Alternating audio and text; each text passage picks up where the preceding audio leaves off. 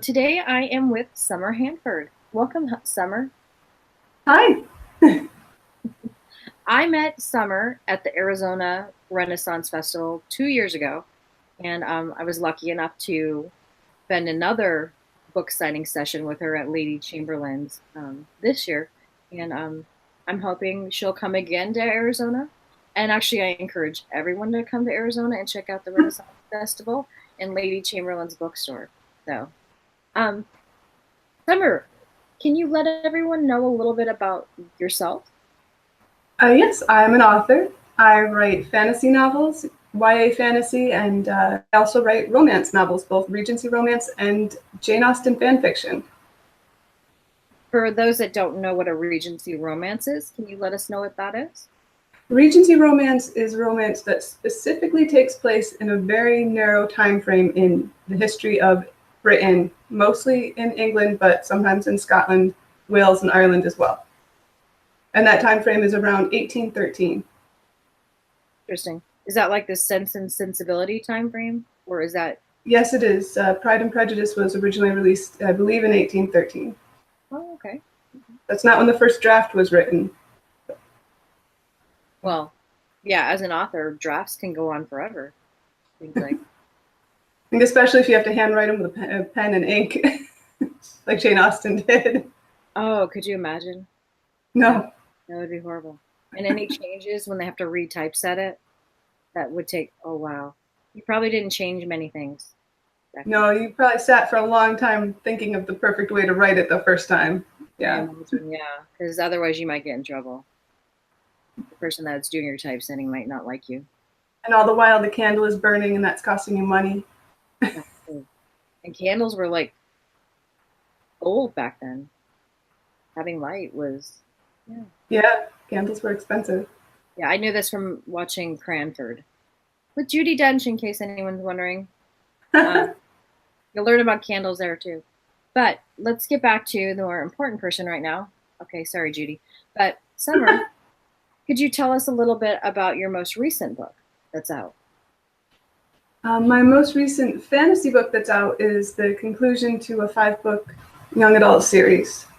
It's got a lot of adventure, a lot of battles, maybe possibly some monsters, definitely bad guys, everything you want. So you wrote your last was a young adult fantasy, but you've also have other series that are out right now too. Yes, I do. I have a Regency romance trilogy. The first book is out. The second book will come out sometime this summer, when my publisher hasn't set an exact date. And the final book, I believe, will come out next spring. And that trilogy is called Under the Shadow of the Marquise. And it's about, there was a very evil man, and it's about the people whose lives he affected. And that's Regency romance. Sounds interesting. It's a little dark, but it's also has some fun parts. Exactly. How do you balance being a fantasy writer and a completely opposite Regency romance? It works great for me because I'll be really enjoying one. You're writing about balls and people wearing white gloves, and a man and a woman aren't even allowed to be alone in the same room unchaperoned unless they're married. And then, some mornings you wake up and you don't want to write about that. So you can go and you can write a fantasy book where people are riding horses through forests and, getting in sword fights and chopping off heads and, fun stuff like that. There are two different types of fun. Nice. Yeah, it's definitely interesting when you talk to authors to find out how many different characters they have in their head. Well, I have spreadsheets. Oh, you don't keep them in your head? They're there. I definitely have spreadsheets. They're not going on spreadsheets. Mine have to stay with me. No, there's too many. And Regency romance is a kind of a fast-paced genre. Readers read fast and you publish fast. And I definitely have spreadsheets, a page for main characters that are good, their hair color, their eye color, their name, first name, last name, title, what book they were in, their age, that sort of thing. And then there's a page for the good female leads, the good male leads, the evil. main male character, the evil main female character. It's all mapped out. That's actually a really good suggestion because I was talking in another interview on that and saying I have to sometimes go back and be like, okay, what color were their eyes? Or what did I name that character? Because sometimes you have people in your book, you just name them so they have a name. Right. Like, what did I call them? And it's always invariably some barmaid that you just had to give her a name for the purpose of conversation, or mention her hair color for the purpose of conversation, that comes back up in the story and you're like, oh, now I have to go through 20 pages because I know about where she was. Just skimming. Yeah, I don't know about for you, but when I write, my first book, not so much because I did not have it professionally edited by someone that was going to hack it up. But that is actually going on right now. And I'm revamping it, and I'm actually hacking it up because I'm now a better writer. So in the other books, it's always about, I would have scenes that I wrote that would never make it to the book. So, because, you know, sometimes a scene doesn't get you to progress the story. It's just a nice, fluffy part of the story. Right. But people don't want that. And that's not what we're supposed to do as writers, even though I still miss our fluffy little bits in there. Do you ever sometimes get confused and be like, you know these stories so intimately, then you're like, you have to remember that it's not in the book? I actually am one of those writers that does an outline. You're a plotter. Okay. The scenes. I write, you know, I didn't used to be. When I started, I would imagine where the character was and just sort of almost a organic Dungeons & Dragons playing experience. What's going to happen now? And I know this character, so how will they react? And just sort of go through the world. But with the Regency romance, I sign contracts for different length stories, books. We sell different lengths for different prices. And so I've become very methodical about it. I know if I need, a 30,000 word novella, how many because I write chapters all the same length now, very similar length. My brain just works that way now. I know how many chapters I need. So based on the number of chapters, I have the main plot points and how many chapters come in between them. So now it's all but sometimes I will think of an idea that I really wanted to work in. And when I do the chapter outline, the idea just can't, it has no place, like he said. It doesn't do anything. It doesn't fit anywhere. It doesn't belong. Oh, that's always sad. I know you're traditionally published, so you're not technically an indie artist, but I don't. I'm self-published as well. Thank you. So but even if you weren't, I'm starting to not buy the whole. I feel like there's enough things we fight against as authors.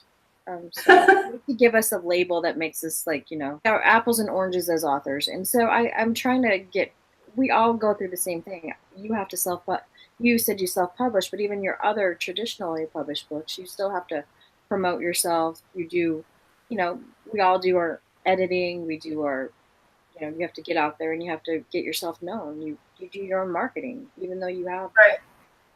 You have a background or you have other people that may be supporting you, but we're still on this island of books that we're all trying to sell. So anyway, I'm still going to ask the indie question. Do you find yourself a part of the community of online authors, and what do you like about it, if so? For my self-published works, I write those with a co-author, and we are actually a member of a very specific community, Austin Authors, and they're very supportive. We have a blog, we have a Facebook page, we all share each other's work, and we post about our work and talk about each other. So yes, it's a very supportive community. We do giveaways together. It's great. Do you have any advice for someone watching that wants to become a Regency romance author? Yes, I do have advice. I have found that there is a big divide in Regency romance. Well, the first advice, as always, read a bunch of it. When I wanted to get into it, I went on Amazon, and everything that was a top seller for like 3 months, because books, let's face it, on Kindle are very reasonably priced now. I just got the top sellers as they scroll, turned over for about 3 months and just read Regency romance for 3 months. All heat levels, all just read it so that I know what readers expect out of this genre. Because you need to know what readers expect, what they think goes into a good romance. And that was the best way I could think of to find out. So that's my first advice. But a thing I've learned about Regency romance is there's a big divide between people who want historical accuracy and people who don't know how to put it. They're just having fun reading a romance. And I find it difficult to walk that line. I want to appeal to both, not just to sell more books, actually, but because while I like historical accuracy, I do not actually want to spend my entire life doing research. I want to know. I enjoy learning about Regency England. It is fun. It's part of the fun of writing Regency romance, but there's only a certain amount of time I want to dedicate it to it. So you need to amass a certain amount of knowledge so that you don't write things that are just out and out foolish. If you use the word fall instead of autumn, you'll probably get a review about that. Yeah. There's always a review about something you did wrong. There's always opinions, at least in my experience. Yeah. They say that's how you know you've made it, right? Once you get bad reviews, because they're not just from people who know you and like you. And that's okay. It's okay. You don't have to review our books and say they're 5-star magic. I get that. Yeah. But don't give a star and not say why. And another suggestion is maybe don't say it's a good idea, but that person shouldn't have wrote it, because they did. So maybe the idea wasn't good. But yeah, so my message was basically reviews. We like them. Please do them, even if you don't like the book. But go in and tell us what you didn't like about it. That's my message. I agree. I'm fine with people giving bad reviews. Because feedback is good. I mean, would I be sad if we put out a book and it had all bad reviews? Yes, of course. But what do you like about the book signing experience? Like, you just like to go meet people that are like-minded and talk about your book? Well, I like the opportunity to get my books out there to more people that the Renaissance Festival especially provides. And it's an already filtered audience. They're already people who are probably predisposed to like both fantasy and Regency time periods. So that's nice. And the same thing with going to a conference and doing book signing there. So you're surrounded by people who probably want your work, and those are the people you want to give it to. Those are the people you want to have it. And it's not often that you get 500 or thousands of people who already know probably like what you have. So I like that about it. And I do like to meet people. It's especially nice when someone's read some of your books and they come and get a new one. That's always a nice feeling. They're actually coming back. They want more. It's always nice to have someone read your book and understand it. Like that, not just understand it, because you can always understand a book, but like really get the characters. And and they love them as much as you do. Right. I was going to say sometimes, there will be times when people see even more in a character than you did, or they love a specific character, a lot that wasn't the main character. But, it's always nice when your books actually touch people. I mean, we write all this stuff down. We put honest emotions and thoughts and feelings into it. And it's great when they connect with someone. Thank you so much, Summer, for taking the time out of your morning to meet with me. I appreciate you giving us a little information about Regency romance, and I thank you again. Thank you so much for having me on.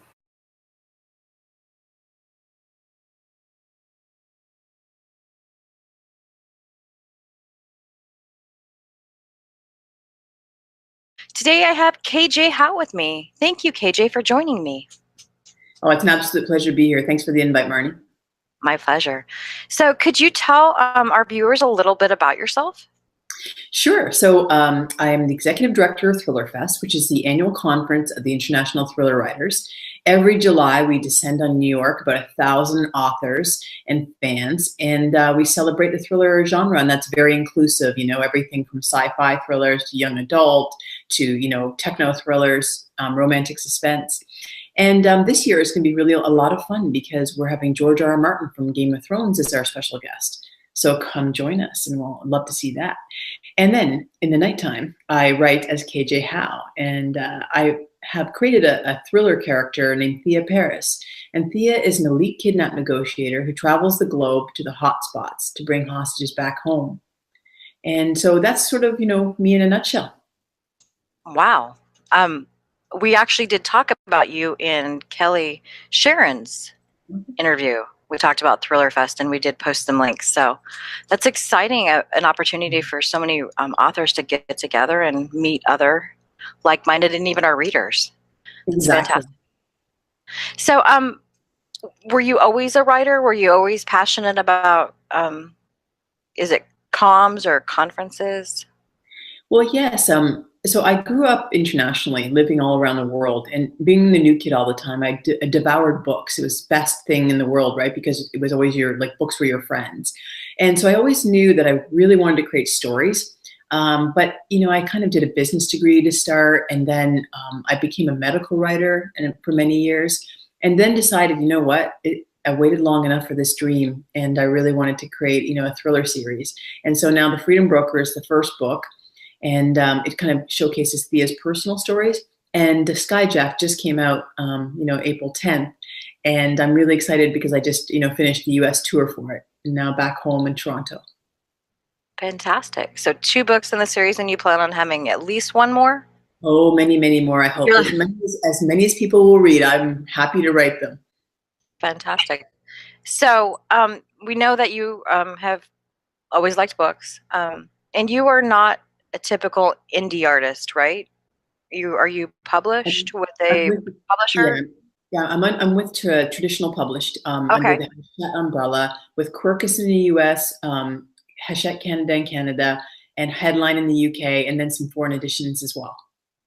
Fantastic. Did you always did you go right to traditional publishing, or did you first start out on your own? I did go right to traditional publishing. I just so happened I was studying with the wonderful author Karen Slaughter, and Karen was really kind, gave me some great pointers on my writing, and also said, that she thought her agent would enjoy my work, so she offered to introduce me, and so that's how that happened. So very lucky. Wonderful. Right time, right place, right? Yeah, exactly. That's great. When we prepare our books and we're out there writing them, we always think about research because we want our books to be authentic. We don't want to, in my case, I wrote some spells and I didn't want to kill anyone. So I researched different herbs to make sure if you mixed them together, what would happen. Is there any interesting research that you've done? Well, yeah, definitely. And I love the fact that you're researching those herbs. Sounds fascinating. And so what I've done is I've immersed myself for the last 5 years in the world of kidnap and ransom.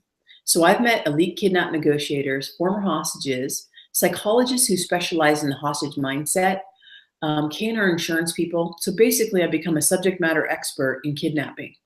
And yeah, I mean, I could go on for days about the stories I've heard from the different, kidnap negotiators as well as former hostages. I've become very good friends with Peter Moore, who was the longest held hostage in Iraq, almost 1,000 days. And what Peter suffered and went through and, the way he was able to survive is quite a compelling story. Wow. So is that a story that's been written? Actually, no one's done a book on it yet, but there's been a few newspaper articles, and I've actually written a couple of articles about Peter and his experiences as well. And, it's such an inspiring story, really, because, to be held for 946 days by the Iraqi militia and to come out of it, and now he's helping military and journalists and people who are at risk for kidnapping and educating them and sharing his experience. So he's a real life hero. Wow, wow. Sorry, I have no words for that.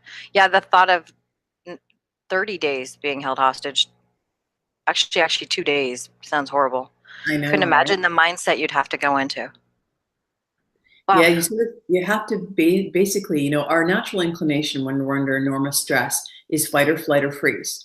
And we have to sort of, compress those feelings and just endure the boredom, endure the hardships, endure the beatings, the uncertainty of knowing, every day waking up what's going to happen. So yeah, it's quite a different situation, and it really takes a lot of discipline. Wow. So did you want to tell us anything else about the books, or?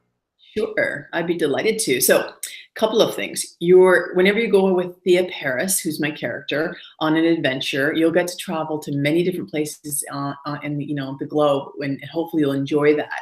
For example, in the Freedom Broker, we go to Santorini, Athens, and Zimbabwe. And in Skyjack, we're in the skies, of course, and then not so friendly skies. And then also we go to Bosnia, Libya, Turkey, Austria, Italy. So it's really like, I hope that people will enjoy, if they haven't been somewhere, kind of having it described in like a bit of a travelogue. And also if you have been there, hopefully you'll be like, oh yeah, I remember that was fond memories. And my character, Thea Paris, also has type 1 diabetes. I was a medical writer for a long time, and I really wanted to create a character because there's really no lead characters out there with chronic illness. And I felt like, wow, wouldn't it be fantastic if we had a character like a strong female who had an illness? And so there's a vulnerability there. And diabetes, of course, is, affecting 371 million people in the world. And also just to inspire those people with illnesses that, they can, if Thea Paris can get out there and rescue hostages, then they certainly can get out there and fulfill their dreams as well.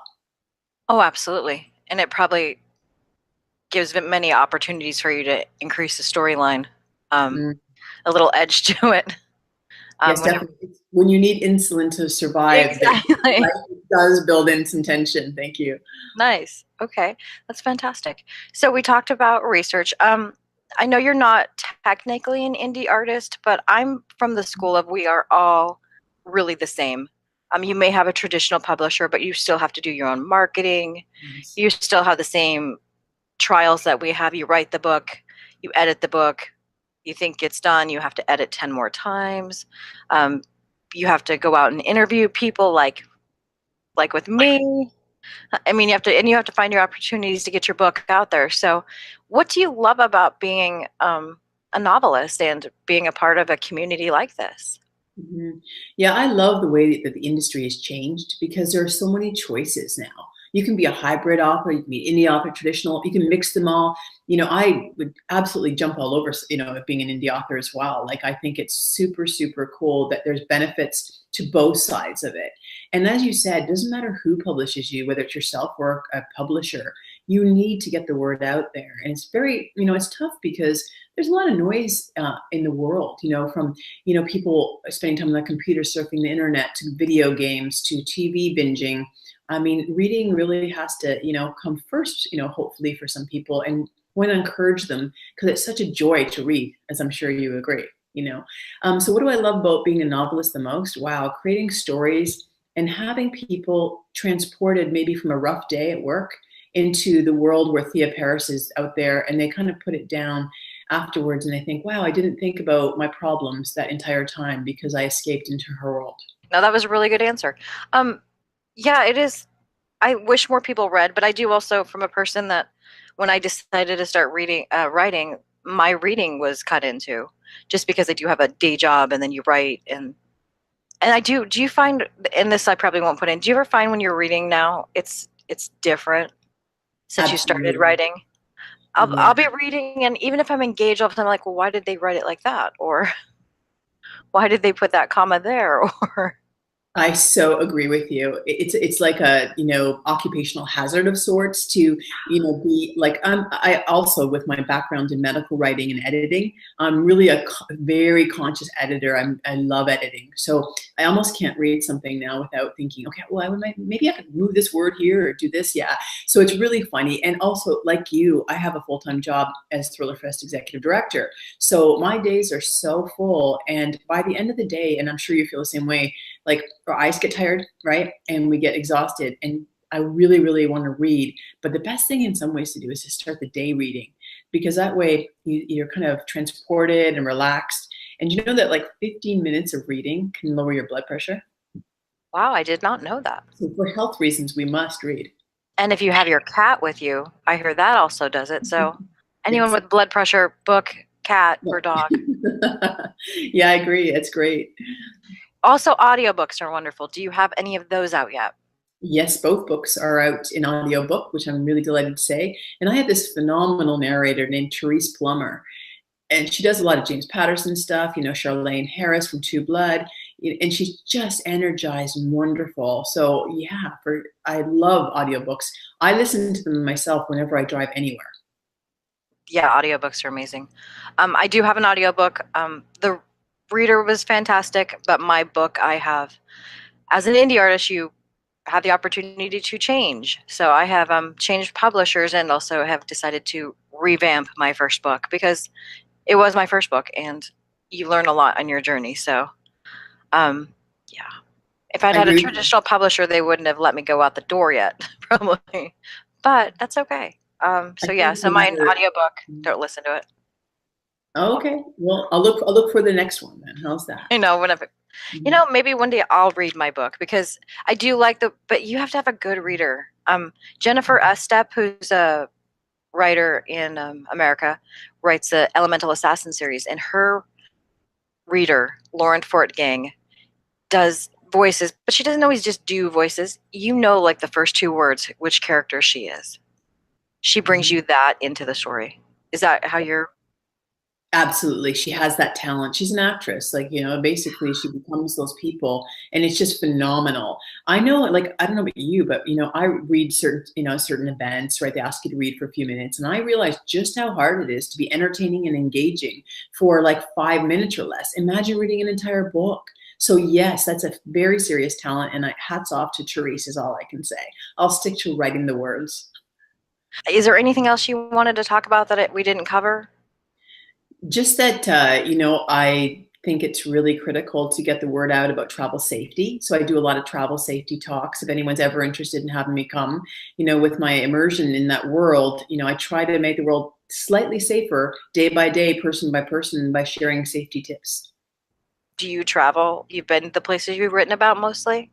Absolutely. I'm an avid traveler, have been my whole life. I grew up, like I said, internationally living in Africa, Saudi Arabia, Puerto Rico, Europe, everywhere, basically, because my dad worked in telecommunications. So the travel bug bit me early. And I love to go new places and really immerse myself in them for a length of time so I can write about them with authenticity. Very cool. So are you planning any trips soon? Oh, well, I just got home from 3 weeks away, going from city to city in the US. I'll definitely be going, to probably the next book is set in Jordan. And I've been there before and I love Petra and Jerash, but I probably will go back shortly because, it's very different when you've seen a place and then when you start actually setting a story there and need intense detail. Exciting. Well, thank you for taking the time out of your day to come and speak with me. Thank you for getting up early for me. I really appreciate it. And it was really nice to meet you. Anything I can ever do to help, drop me a line because, at Thriller Fest, we're here to support all authors.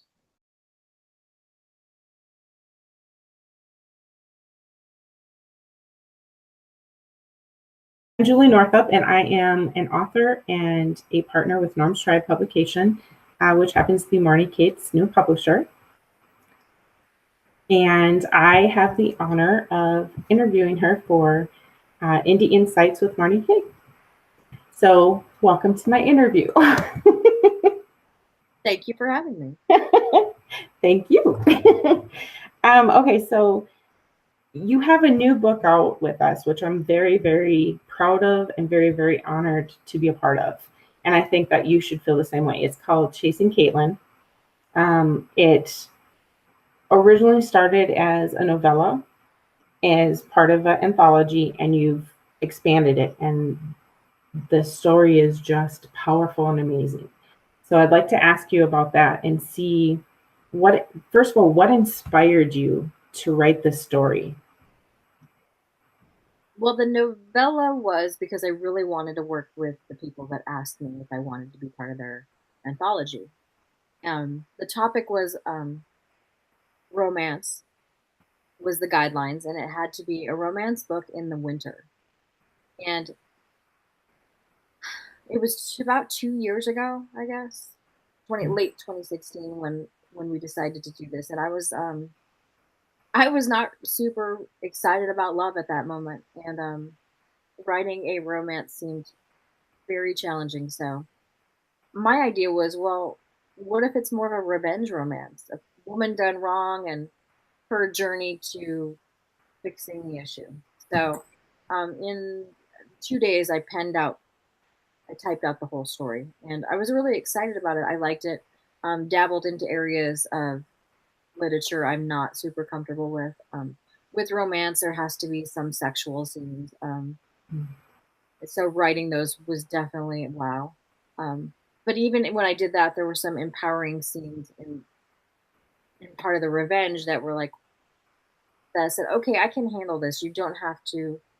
Every writer does it a little differently. So I try not to give too much detail because I figure if you're reading this, you're an adult and you can put your own experience into that.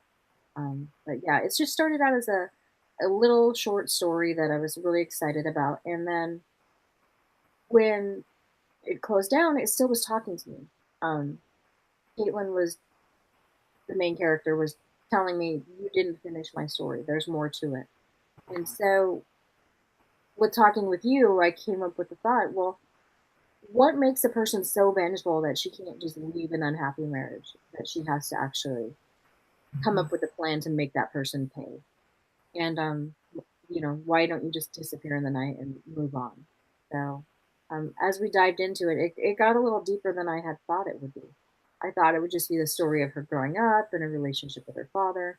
And without giving any spoilers, it's more than that. It was the life choices she made after a pretty traumatic experience. Yeah, definitely traumatic. I was going to say devastating, but yeah, traumatic event in her life that it fractured her, and it took the optimistic sweet girl with big dreams and really shook her world and her self-worth. Right. And I think it's going to speak to a lot of people on different levels, which makes me wonder what aspects of the story spoke to you personally. I mean, I know that the story is kind of a compilation of actual things that, stories that people have told, what happened to them in their life experiences. But not that like, oh, is this true for you? But what experiences or what aspects of the story just really resonate with you? Well, every scene in the book I did, especially in the beginning, there's the traumatic situation. I made a very conscious effort to look into it a little bit more, like to go and research other people's like experiences. And it's not their story at all, because one person little tiny comment may have then twisted off into something else. So it's not like I'm like documenting a story, but it's more just even pieces of my own life, like stories from high school and just things you hear, because as in high school, of course, the whole other world of your life, there's things you hear about women, particularly. Mm-hmm. If it's not the jocks calling, and not all jocks because I don't like to label, but if it's not jocks calling some guy gay because they're not man enough, then the woman or the teenage girl that's the town tramp. And I started really thinking about it, these women now, that I wonder how much of that was true and how much of the gossip and lies that basically ended up, I think, creating some of them to travel down a path could have been different if they were not subjected to it. So I don't know. It's been kind of weird how I've been thinking a lot and I'm not one to travel back to the good old days of high school. I'm not that person at all. And if you are, that's your path. That's cool. It was more like, yay, done with high school, move on. But yeah, I just made me rethink a lot of things I believe to be true. And now I feel actually a little bit of guilt. And I feel like if you're the person, and you're not going to probably watch this because you're not going to know I thought things about you, but if you're that person, I'm sorry that I believed whatever was out there without maybe talking to you about your situation. So, Mm-hmm. Or finding out how it was skewed from the actual right. incident or whatever. And when you read my book, I think it'll give you some dialogue to a conversation starter. And yeah, I mean, that's something, I heard something like that, and I assumed something like that, or maybe I hope that it's not, I experienced something like that. But I think as women, there's always something, if it's not like outright, assault. And this is not just women. I mean, even men. There's so many times where people are hurt, um, men and women, that it shapes you. So that's where I came from with this story. What I feel like I hope the reader walks away with is that, number one, that even if you feel fractured and broken by whatever life has given you and how you reacted to it, that there is some hope for you to change, or for the circumstances to change, or for there to be something positive that you can take even from the most dire situations. And there's many people, such as Maya Angelou, who, her story, I'm not going to tell you her story because I feel like you need to hear it from her words, but her story was so powerful. But she really was a broken soul, and she became an inspiration for many. Now, I'm no Maya Angelou, and I'm not trying to compare myself to her at all, but I feel like if any story you read touches you and helps you feel like I'm not alone, I feel that too, and you can just feel a little bit like less isolated in the world. That's kind of what I'm hoping for. I never set out for this to be this way.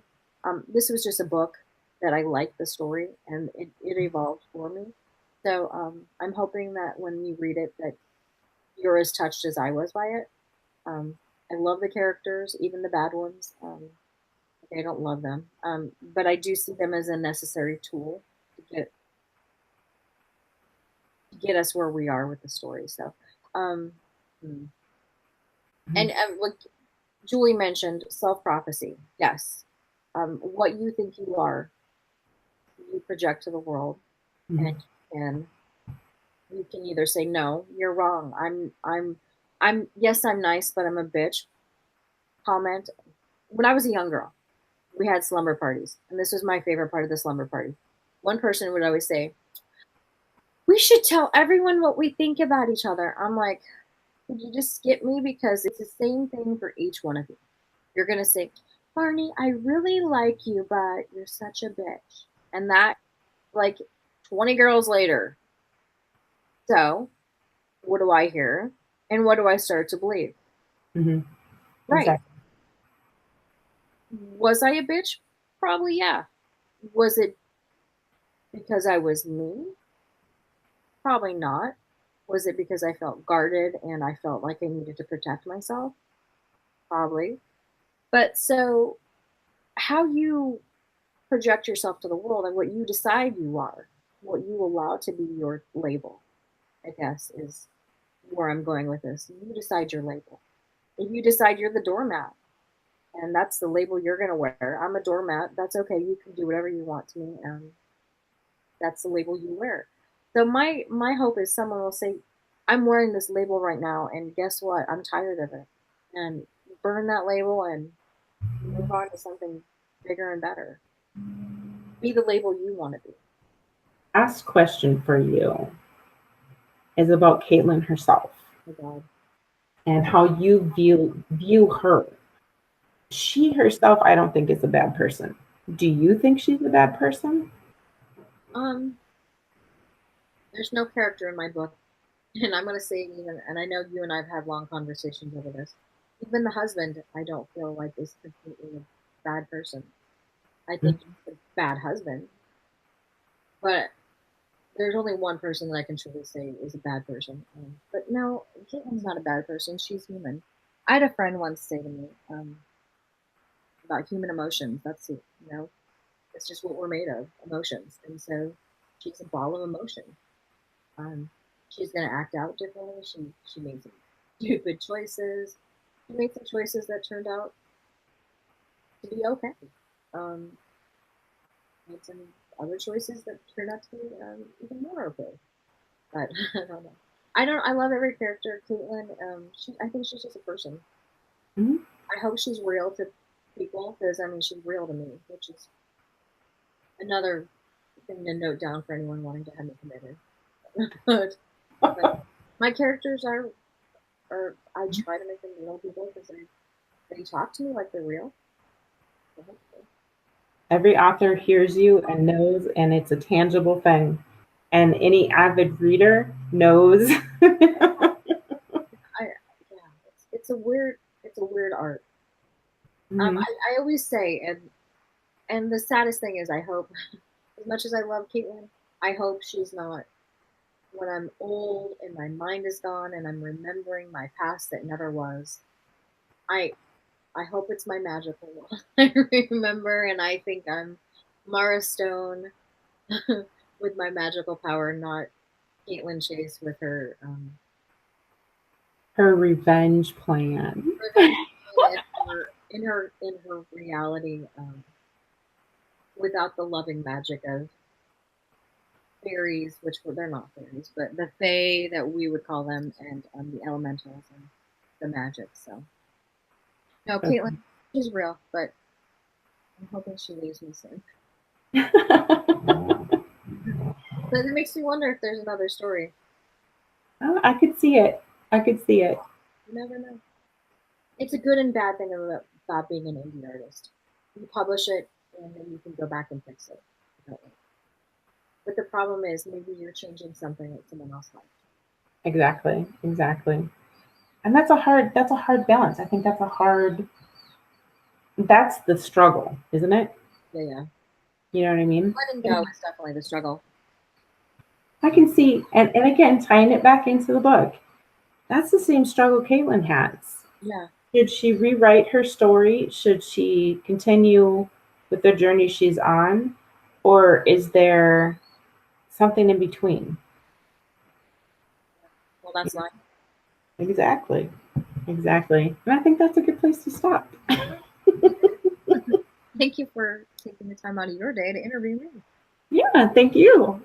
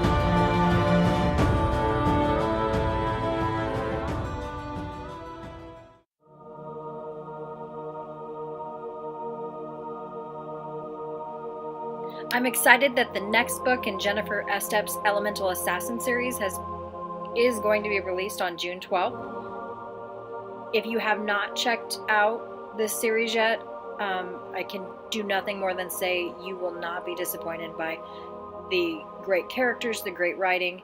And if you're an audiobook lover, I have not found too many audiobooks that are as well read and amazing to listen to as this series.